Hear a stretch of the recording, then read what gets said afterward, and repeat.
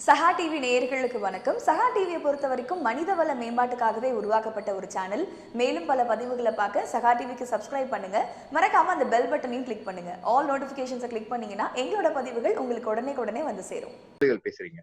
எண்ணெய் தேய்த்து குளித்தல் என்பது சில பேர் அதை துருகசிப்பார்கள்.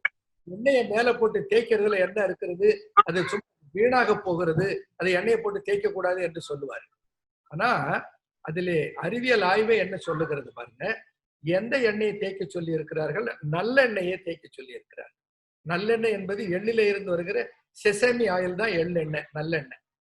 புத்தி நயன குளிர்ச்சி பூரிப்பு வைப்புலகம் சத்தித்துவம் காந்தி தனி அழகும் மெத்த உண்டா, என்னென்ன இருக்குன்னு சொல்றான் பாருங்க. முதல்ல நல்லெண்ணெயில புத்தி கிடைக்கும்னு சொல்றான். என்னையோ எண்ணெய்க்கும் புத்திக்கும் என்ன சம்பந்தம் இருக்குதுன்னு நம்ம நினைப்போம்.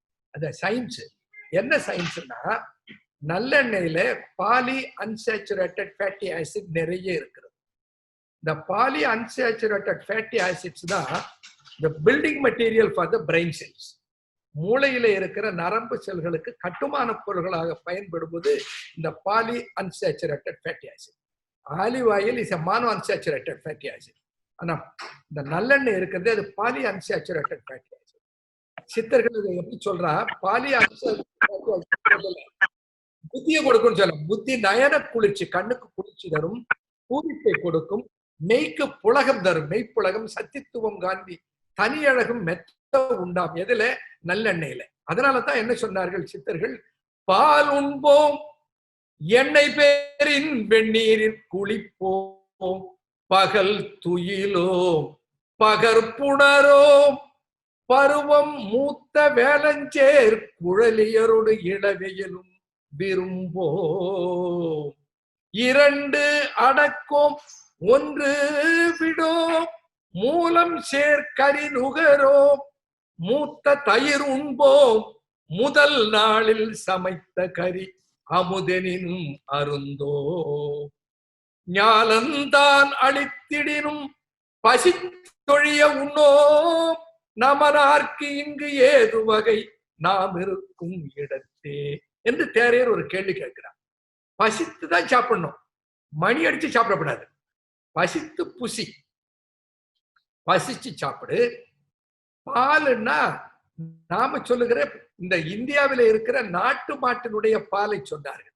ஜெர்சி பசுவோட பாலை சொல்லல, அந்த பாலை சாப்பிட சொன்னார்கள். எண்ணெய் பேரின் வெந்நீரில் குளிப்போம். இந்த வாரத்தில் ஒரு நாள் அல்லது 2 நாள் எண்ணெயை தேய்த்து சுடு தண்ணீரிலே குளிக்க வேண்டும். அப்படி எண்ணெயை தேய்ப்பதனாலே மசாஜிங் எஃபெக்ட், இந்த திசுக்களிலே இருக்கிற ரத்த ஓட்டம் கூட்ட பெற்று அதனால திசுக்கள் இளமையும் பொலிவையும் பெறும், முதுமையை அகற்றப்படும். அது தோல் மூலமாக உள்ளே நுழைகிற பாலி அன்சாச்சுரேட்டட் ஃபேட்டி ஆசிட்ஸ் இருக்கிறது, அது உடலிலே படிந்திருக்கிற சேச்சுரேட்டட் கொழுப்பை அகற்றுவதற்கு உதவும். அதனால உடல் பருமனை குறைக்க உதவும், உடல் ஆரோக்கியத்தை நிலைநிறுத்த உதவும், வெப்பத்தை குறைத்து உடலிலே சீரான சீதோஷ்ணம் நிலவுவதற்கு உதவும். ஆகையினால நீங்க பாருங்க, எண்ணெய் தேய்த்து குளித்தா அப்படி வேர்த்து கொட்டும். இந்த போர்ஸ் இருக்குது பாருங்க, இந்த முடியினுடைய முடியின் வேர்க்கால்களிலே இருக்கிற அந்த வேர்வை சுரப்பிகளுடைய வாய்கள் எல்லாம் திறக்க பெற்று அதிலே இருந்து வேர்வை நிறைய சுரப்பதனால உடல் வெப்பமானது சீர் செய்யப்படும், உடல்ல இருக்கிற டாக்ஸின்ஸ் அசுத்தங்கள் எல்லாம் வெளியகற்றப்படும். இவ்வளவு நன்மைகளை ஒரு சேர கொடுப்பது இந்த எண்ணெய் தேய்த்து குளிக்கிற பழக்கம். அதனால எண்ணெய் தேய்த்து குளிப்பது மூட பழக்கம் அல்ல, எண்ணெய் தேய்த்து குளிப்பது அறிவியல் சார்ந்த அனுபவத்தில் நன்மை தருகிற ஒரு பழக்கம் என்பதை நான் பதிவு செய்கிறேன்.